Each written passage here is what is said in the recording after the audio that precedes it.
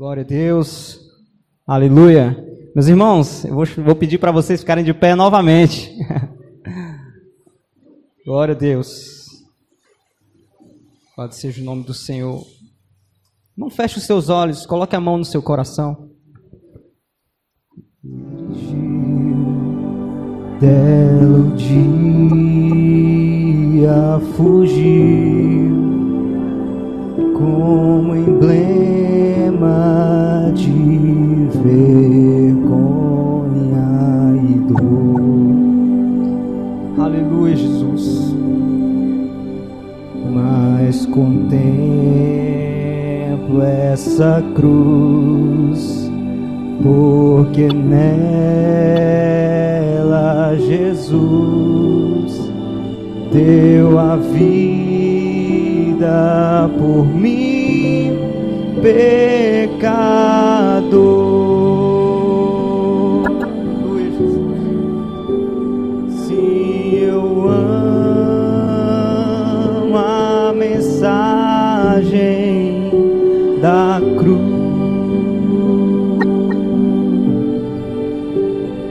Até morrer eu a vou proclamar.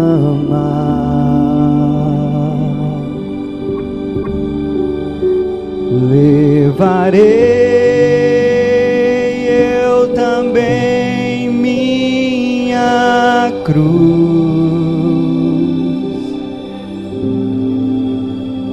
até por uma coroa trocar. Obrigado, Jesus. Senhor, nosso Deus, nosso Pai, nós te louvamos, Jesus, engrandecemos o teu nome, Pai. Ó Senhor, eu quero te pedir que essa noite o teu Espírito venha tocar os corações de cada irmão que está aqui. Que nós possamos, Senhor, hoje compreender a profundidade do teu amor, Pai. Que nós possamos compreender, Deus, que tu não somente amou o mundo de maneira geral, mas que tu amou individualmente cada um de nós. Que o teu amor não é distante, que o teu amor é algo próximo de nós. Ó Senhor, é o que eu peço a ti, eu suplico a ti essa noite. Que o teu amor seja revelado aos teus filhos, em toda a sua profundidade, Pai. Que nós possamos compreender, que nós possamos olhar para a cruz e possamos ver o teu amor. É o que eu te peço e por fé eu te agradeço, meu Pai. Amém. Podeis assentar, meus irmãos. Glória a Deus. Aleluia. Quero convidar os irmãos a abrir a palavra de Deus no texto de Mateus capítulo 26, versículo 36.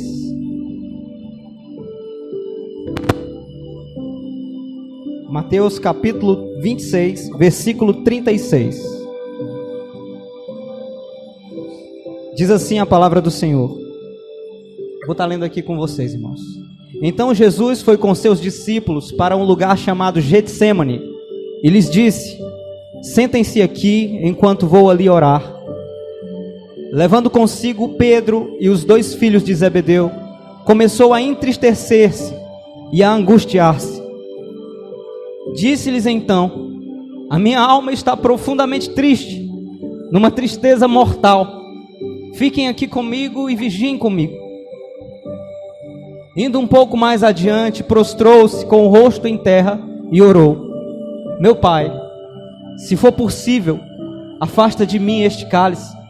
Contudo, não seja feito o que eu quero, mas sim como tu queres. Depois voltou aos seus discípulos e os encontrou dormindo.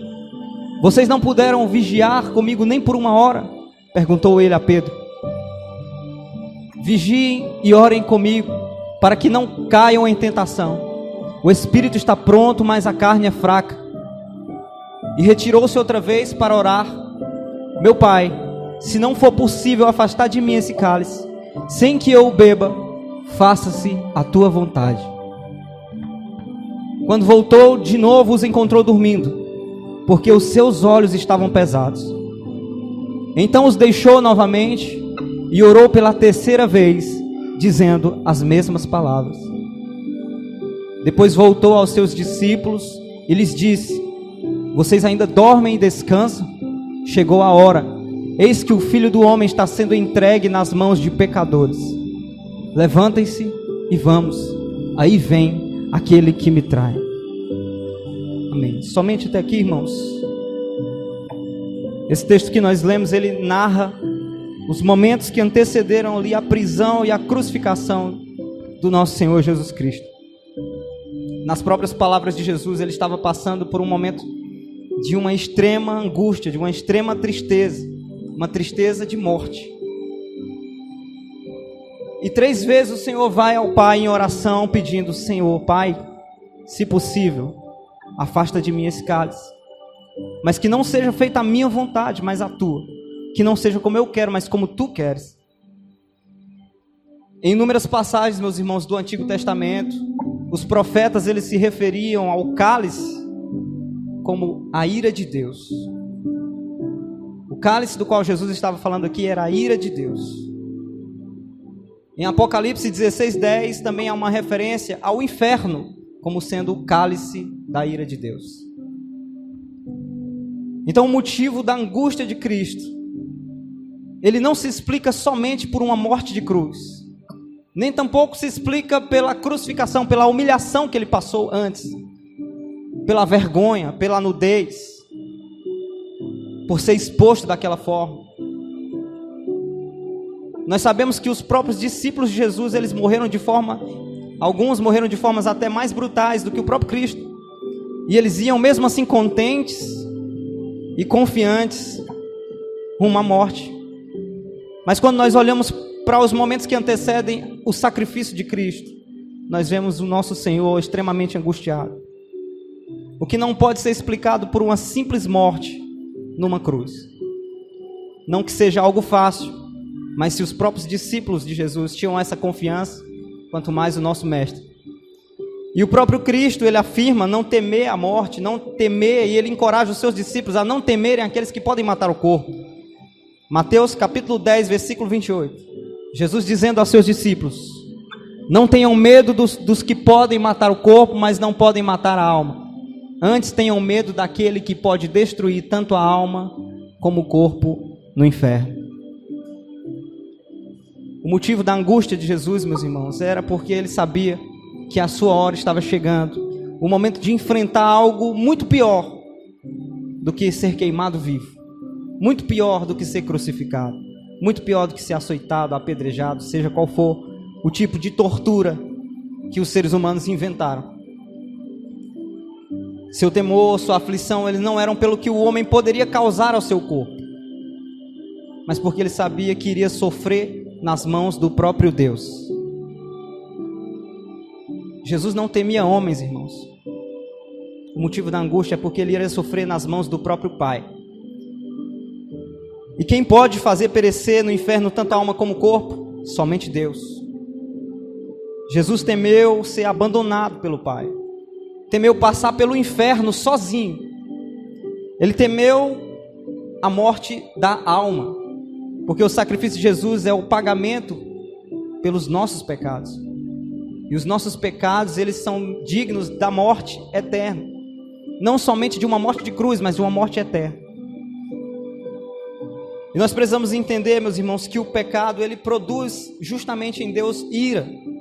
E não porque Deus é mau, não porque Deus ele é um Deus sádico, mas justamente porque ele é um Deus bom, um Deus santo e um Deus justo. E o Evangelho ele só faz sentido quando nós conhecemos os atributos de Deus, o caráter de Deus. E a cruz ela é uma revelação do caráter de Deus. E ali são revelados especialmente 3 atributos,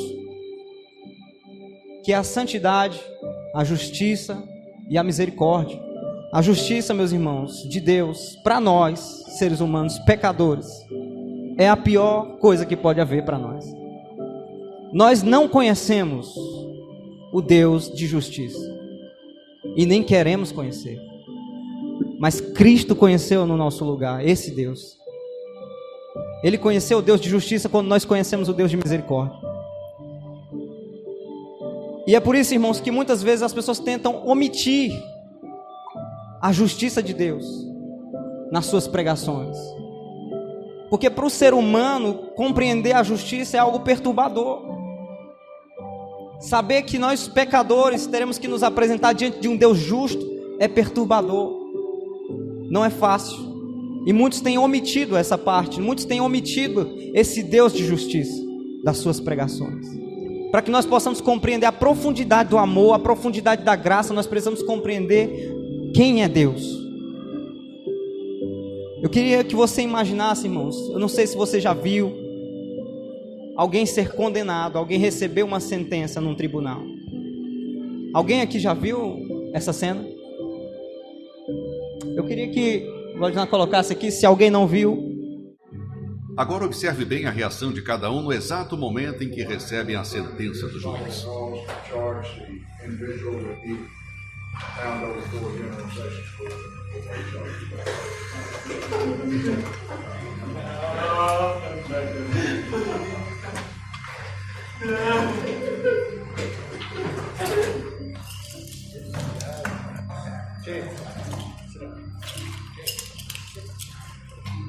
Life without parole has to count for the offense of attempted murder. Mandatory consecutive underlying offenses, all those counts are consecutive each other. As well.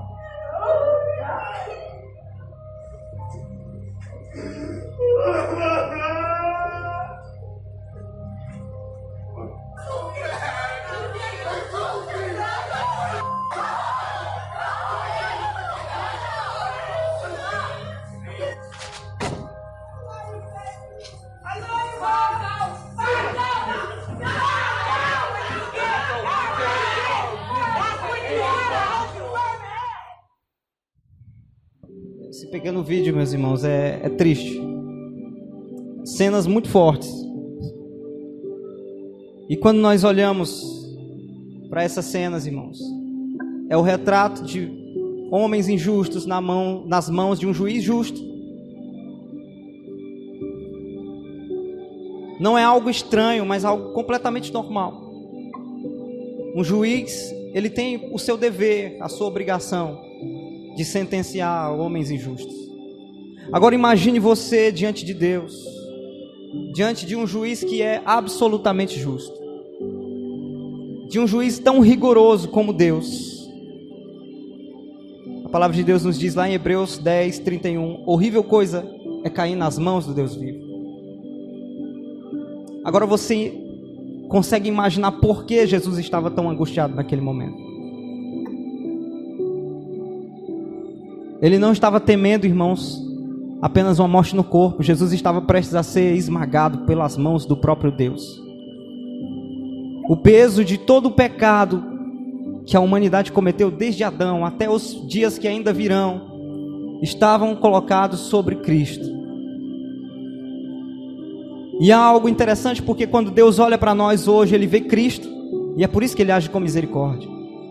Mas naquele momento que Jesus estava na cruz, quando Deus, o Pai, olhava para Ele, Ele não via o seu Filho, Ele via o meu pecado e o seu pecado. Porque era o que Jesus estava representando. Ele se fez maldição. Ele se fez pecado. Naquele momento. Jesus, Ele não conheceu a misericórdia de Deus, irmãos. Como foi para nós, como nós fomos poupados. Jesus, Ele sentiu cada gota, Ele bebeu cada gota do cálice da ira de Deus. Cada pecado cometido foi punido no seu espírito, não somente na sua carne. Algumas pessoas levantam objeções contra esse atributo. Não, mas como um Deus que amou, Ele pode se irar. Ele é o único que tem o direito de estar irado. Nós não temos esse direito. Quando nós nos iramos é injustamente. Quando nós nos iramos, nós não temos razão. Mas o Deus que Ele tem sofrido todas as ofensas dos nossos pecados, Ele é o único que tem o direito de estar irado.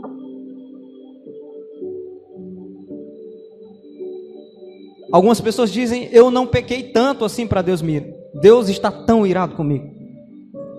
Mas eu não sou tão pecador, eu nunca matei ninguém, eu nunca roubei ninguém, eu nunca traí a minha esposa. Deus não pode estar tão irado comigo. Algumas pessoas costumam pensar dessa forma. Mas se nós não tivéssemos pecado tanto, irmãos, nem seria necessário a morte do Senhor. Será que alguém pode chegar diante de Deus e dizer: olha, eu não preciso do sacrifício de Cristo porque eu não pequei tanto assim, eu prefiro me confiar nas minhas obras? Será que alguém teria essa coragem de chegar diante de Deus alegando isso? Ninguém teria essa coragem.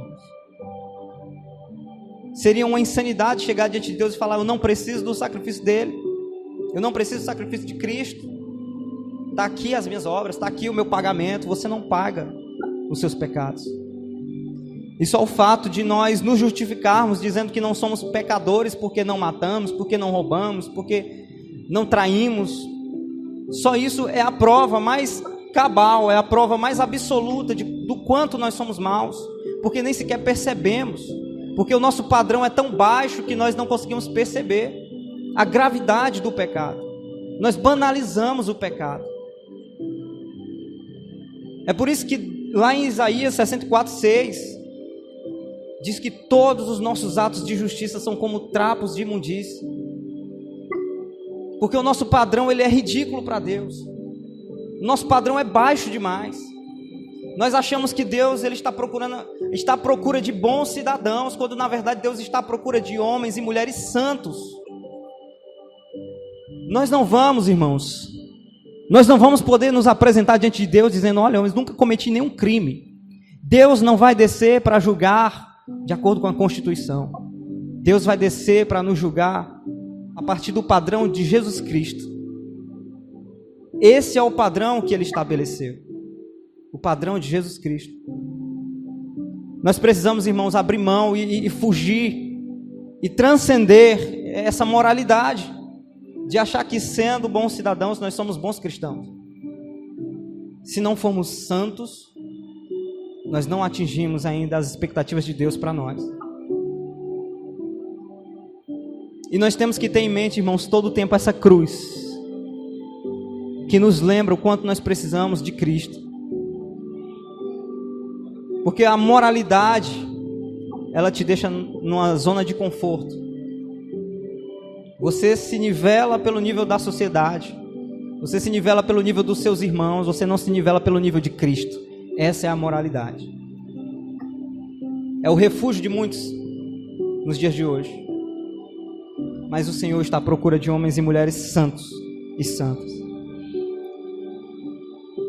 Isaías 5, versículo 30, fala sobre o dia do juízo. O profeta Isaías, ele profetiza falando sobre o dia do juízo, e ele diz assim: naquele dia, o bramido contra eles será como o bramido do mar. Se alguém olhar para a terra, eis que só haverá trevas e angústia. A luz se escurecerá em densas nuvens. O profeta Isaías estava dizendo que no dia do juízo a terra se escureceria, irmãos. Não haveria luz, só haveria angústia. Era exatamente o que estava acontecendo com Jesus naquele momento. A palavra de Deus diz que no momento da sua morte a terra se escureceu. Mateus 27, 45, 46. E houve trevas sobre toda a terra do meio-dia às 3 horas da tarde. Por volta das 3 horas da tarde, Jesus bradou em alta voz: Eloi, Eloi, lama sabachthani, que significa: meu Deus, por que me abandonaste? Aqui o próprio Cristo nos revela o que realmente ele estava passando naquele momento. Ele estava recebendo o juízo de Deus, não o juízo dos homens. A terra se escureceu e ele enfrentou aquelas densas trevas sozinho, irmãos.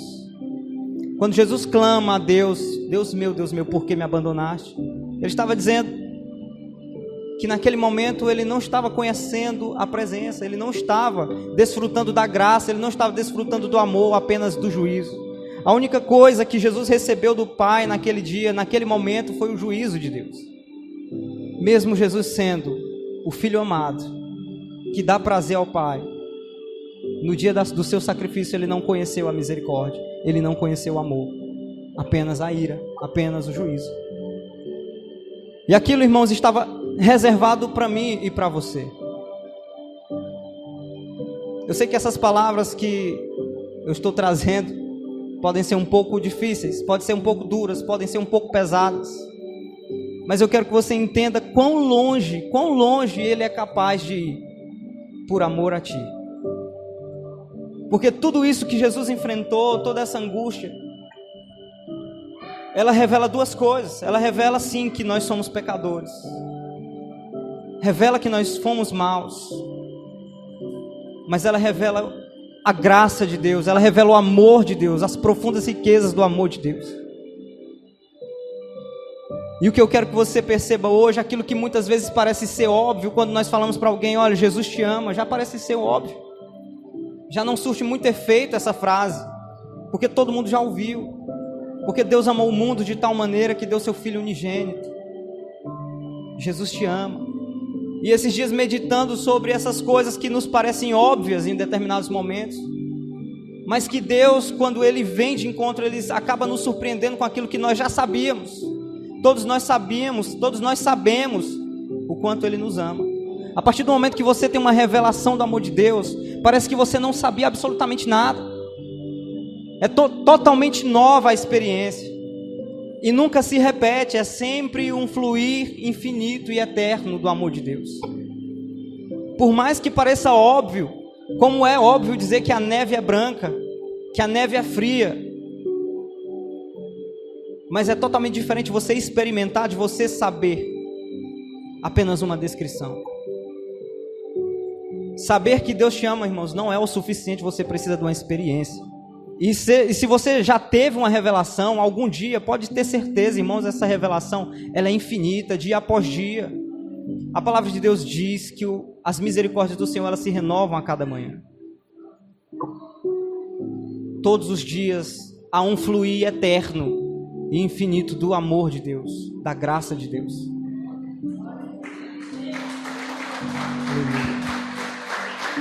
Glória a Deus. Desde o dia, irmãos, que eu me converti, eu ouço falar que Jesus me amava. E desde antes de eu ter um encontro com Cristo, eu já sabia que Deus amou o mundo, que Deus me amava. Mas houve um dia na minha vida em que Ele se apresentou pessoalmente a mim, irmãos. E tudo que eu sabia parecia não significar mais nada. O nosso conhecimento, ele é tão limitado, irmãos, que quando o Senhor, Ele se revela, as palavras somem, as descrições, as suas ideias, elas desaparecem. E o que eu quero essa noite é que você busque ter essa revelação do amor de Deus.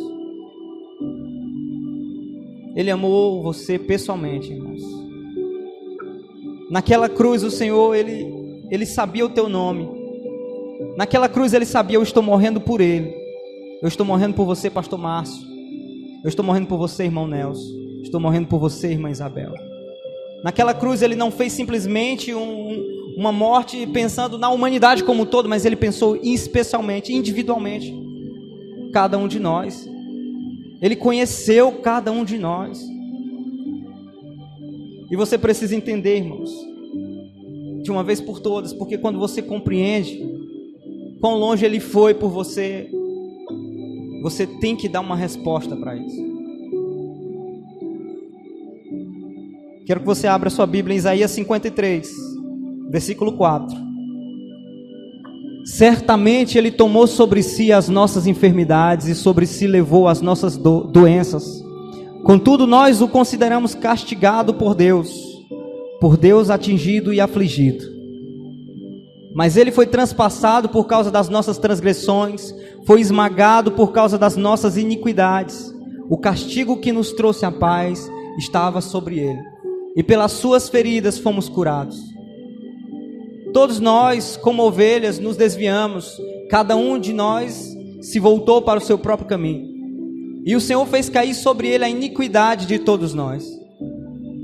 Ele foi oprimido e afligido, e contudo não abriu a sua boca.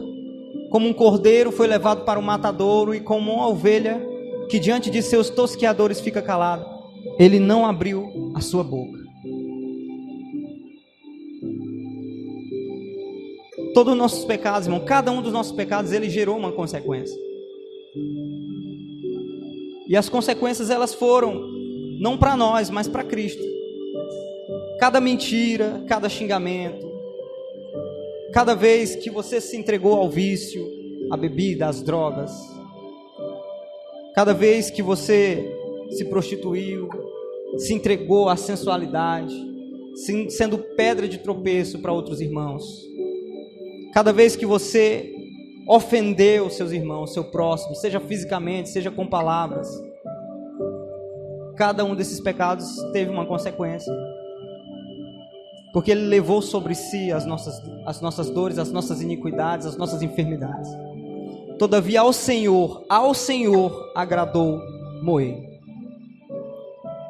agradou esmagá-lo, fazendo-o sofrer. Quando ele der a sua alma como oferta pelo pecado, verá a sua posteridade e prolongará os seus dias, e a vontade do Senhor prosperará nas suas mãos.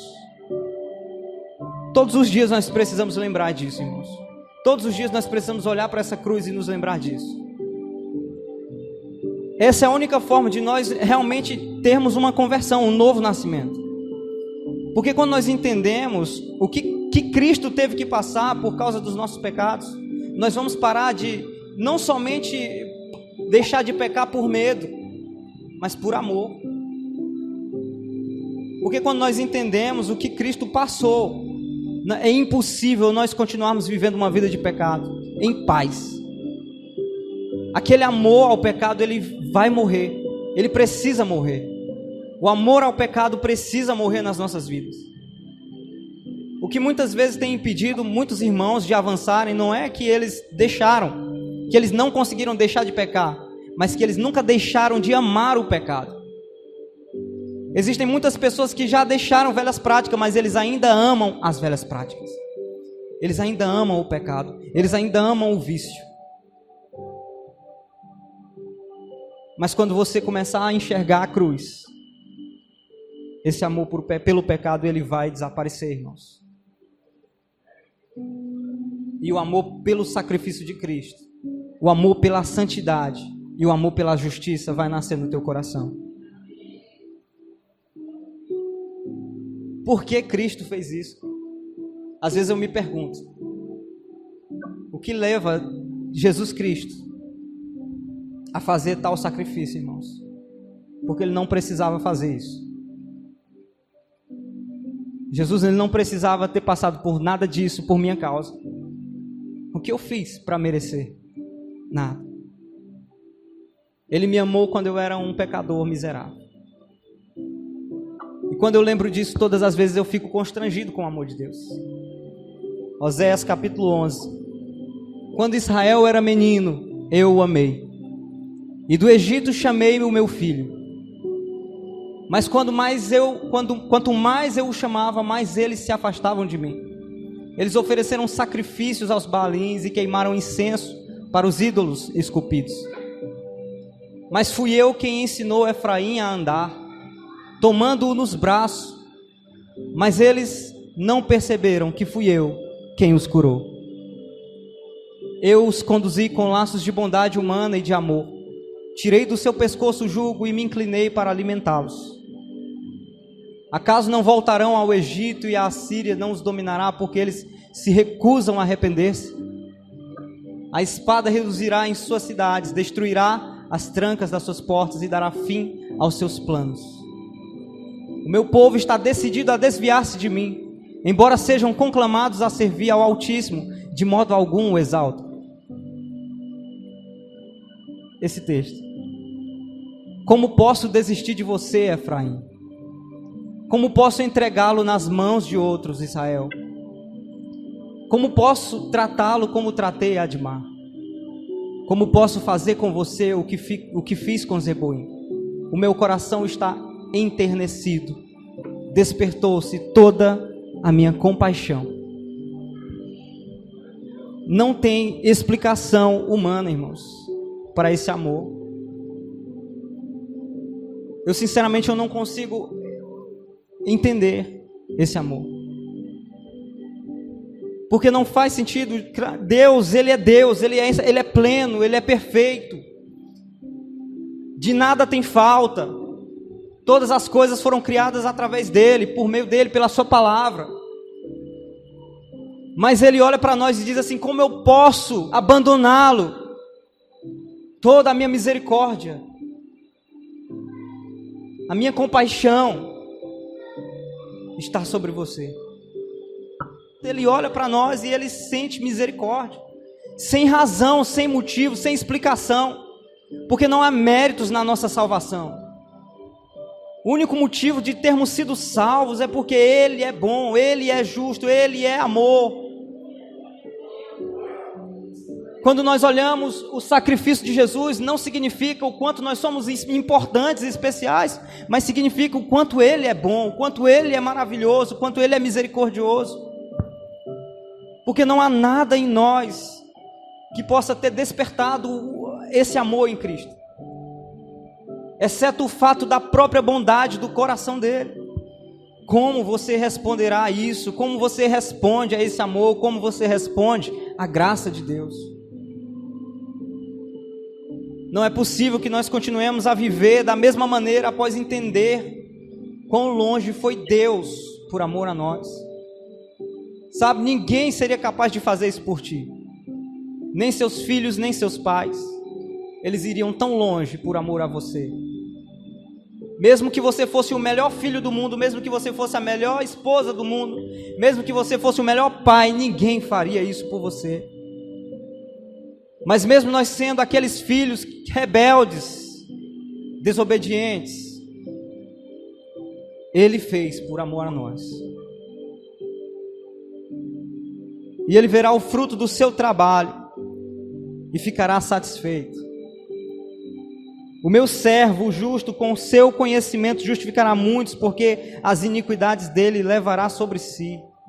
E ele ficará satisfeito, irmãos, com essa obra. O Senhor fez porque Ele viu, vale a pena eu fazer isso. Ele viu uma razão, Ele viu, há um motivo para eu fazer isso. Vai valer a pena eu fazer isso. Vai valer a pena eu sacrificar no lugar deles. Sabe por quê? Porque o Senhor acreditava que somente isso poderia converter o nosso coração. Sabe, Deus instituiu a lei ao povo de Israel, e a lei ela não foi capaz de mudar o coração do ser humano. Ela pôde mudar o comportamento, mas o coração não. É por isso que Jesus ele tinha tantos problemas com os fariseus. Porque a lei ela não tinha chegado ao coração. Havia apenas um moralismo, uma falsa santidade. E Deus, ele acreditava firmemente, Ele cria firmemente: eu posso converter o coração desses pecadores. Eu posso converter o injusto em justo. Eu posso fazer de um ladrão um homem santo. Eu posso fazer de um cachaceiro, um bêbado, um drogado, um homem santo. Eu posso fazer de um adúltero um homem santo. Eu posso fazer de um assassino um homem santo. Eu posso fazer de um mentiroso um homem santo. O Evangelho é o poder de Deus para a salvação de todo aquele que nele crê, irmãos. Creia na transformação, não apenas na salvação, mas na purificação, porque Ele deu a sua vida acreditando que nós mudaríamos os nossos atos, nós mudaríamos o nosso coração. E Ele verá os frutos do seu trabalho e a sua alma ficará satisfeita. Ele se alegrará quando Ele vê os frutos do seu trabalho. O seu sacrifício, a sua morte gerou vida. Nós só temos vida hoje porque Ele morreu. Nós só conhecemos a misericórdia porque Ele conheceu a justiça. Para que você pudesse viver. E Jesus, irmãos, antes de ser preso, antes de ser crucificado, Ele faz uma oração por você. João capítulo 17, versículo 9. Jesus, Ele intercede especialmente por você. E Ele diz: eu rogo por eles. Não estou rogando pelo mundo, mas por aqueles que me deste, pois são teus. Tudo que tenho é teu e tudo o que tens é meu.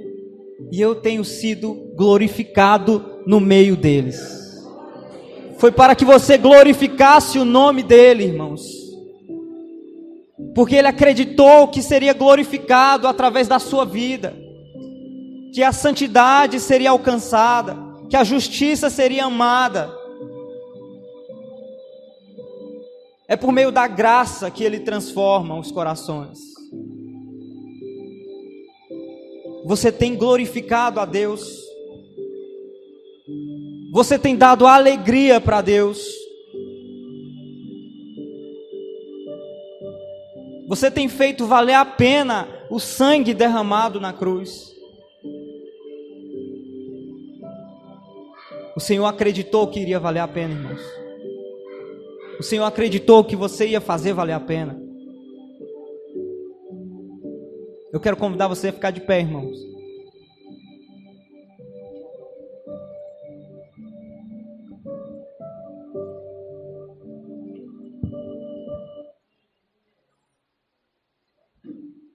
Aleluia, glória a Deus.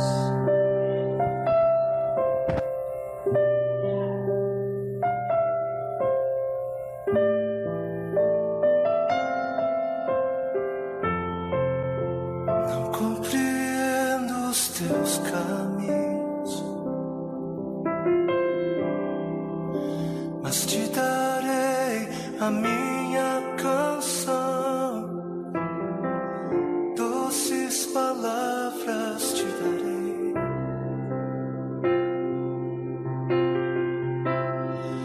Me sustentas em minha dor, e isso me leva mais perto de ti, mais perto dos teus caminhos.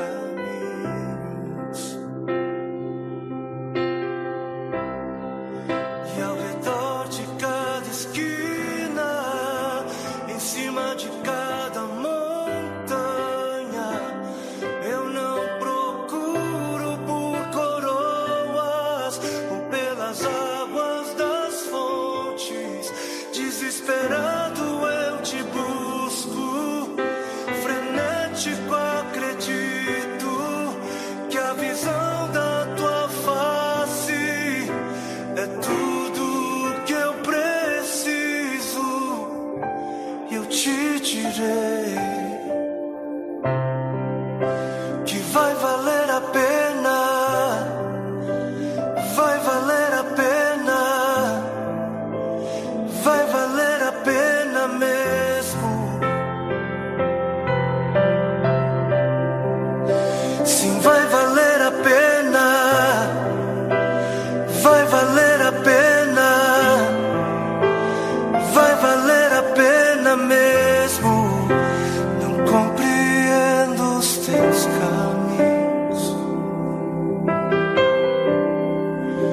mas te darei a minha canção, doces palavras te darei, eu te darei, eu te darei. Me sustentas em minha dor, e isso me leva mais perto de ti, mais perto dos teus caminhos.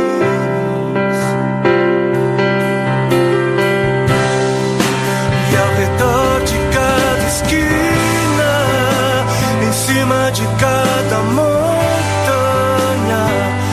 eu não procuro por coroas ou pelas águas das fontes.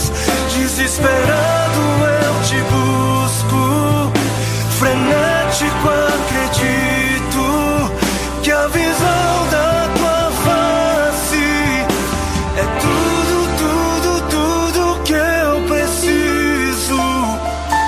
Eu te direi que vai valer a pena, vai valer a pena, vai valer a pena mesmo, eu sei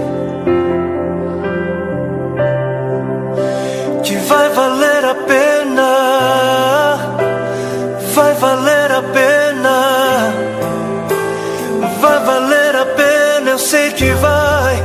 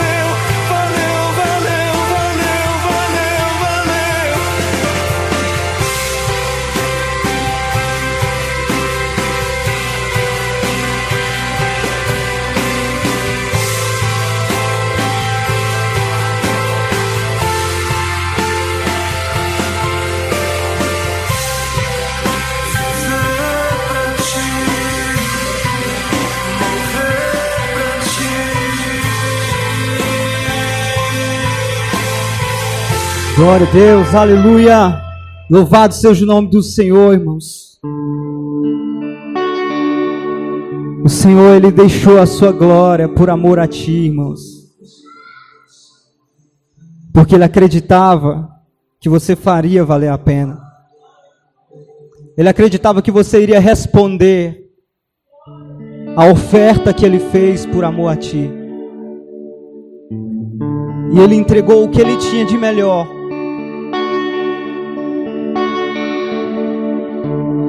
Deixei meu lar e meu pai,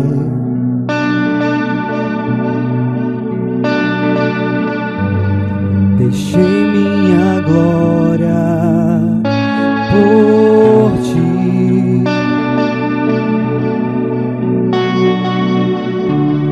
Paguei os pecados em teu lugar.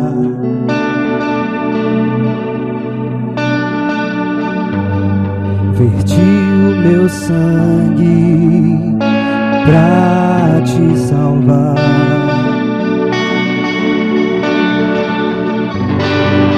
Amada minha, eu sofreria de novo aquela dor só pra ter o teu coração.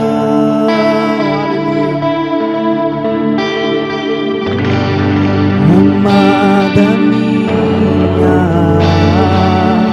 eu morreria de novo naquela cruz, se preciso fosse, pelo teu amor.